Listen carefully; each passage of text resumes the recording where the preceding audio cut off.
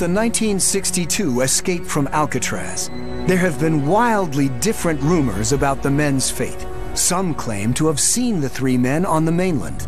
But this conflicts with the official FBI report into the escape, which states that their objective was Angel Island, a 2-mile paddle north of Alcatraz. They did what nobody else ever did.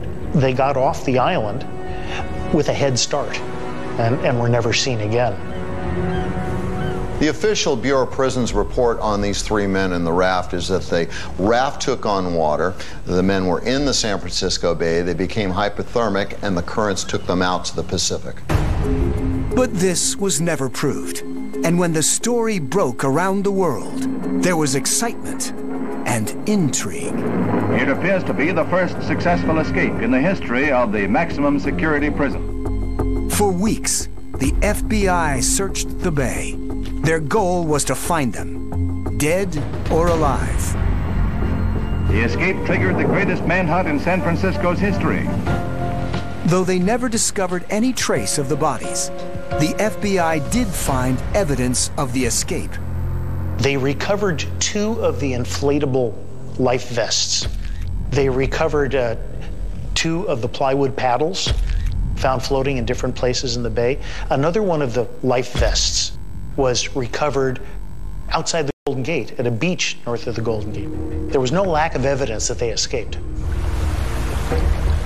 Draining San Francisco Bay reveals how powerful currents on the surface that swept men to their deaths are shaped by the contours below.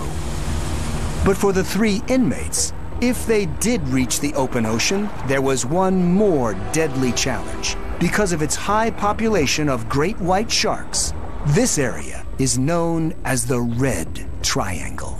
In June of '62, it would have also been during upwelling season like it is now, so you have lots of nutrients in the water column, lots of fish, and lots of bigger predators, so it's likely there could have been more great whites in the area than there are during the rest of the year.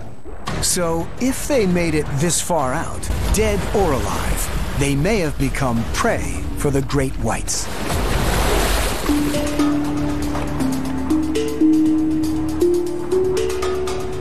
The bodies of the 3 inmates were never found. The infamous prison closed its doors in 1963 with a perfect record. Officially, there were no successful escapes from Alcatraz, though many tried. The conditions surrounding this island is what really made it an escape-proof prison. The bay was the most formidable of the prison's walls. You could say that the bay has really created Alcatraz's reputation. The perfect prison was the result of extraordinary geology. Deep gorges, giant underwater sand dunes, hard bedrock pillars at the Golden Gate Strait, powerful currents, and even great predators that roamed the waters outside the bay. All natural phenomena that made the rock inescapable. But there is another mighty natural force at work in San Francisco Bay that dwarfs even the power of the ocean currents. A drained Pacific Ocean reveals the first clue. Deep under the waters off the coast of San Francisco lies the infamous San Andreas Fault.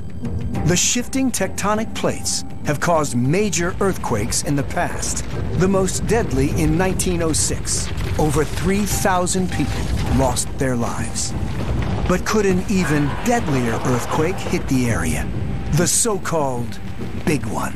So in our forecast, we actually consider an earthquake that could start at the southernmost part of the San Andreas Fault, run all the way along through the Bay Area up north, involves the entire San Andreas Fault zone.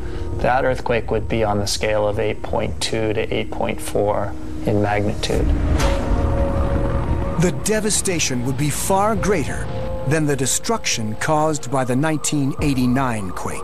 If we were to see an earthquake of that scale in San Francisco, it would cause, unfortunately, a lot of casualties. Many buildings would collapse. Freeways and infrastructure type things would be endangered. If it did happen, I think we would see significant destruction in the city and throughout the Bay Area, throughout California.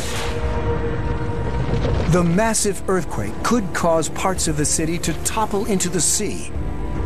Much of the downtown core destroyed.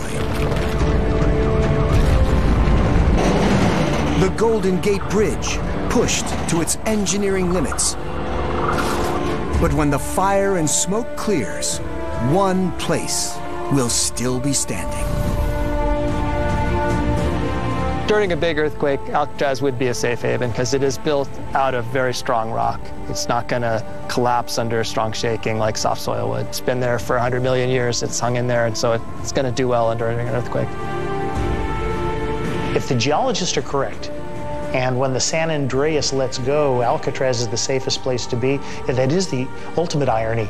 The island that so many men wanted to get away from is the place that's going to offer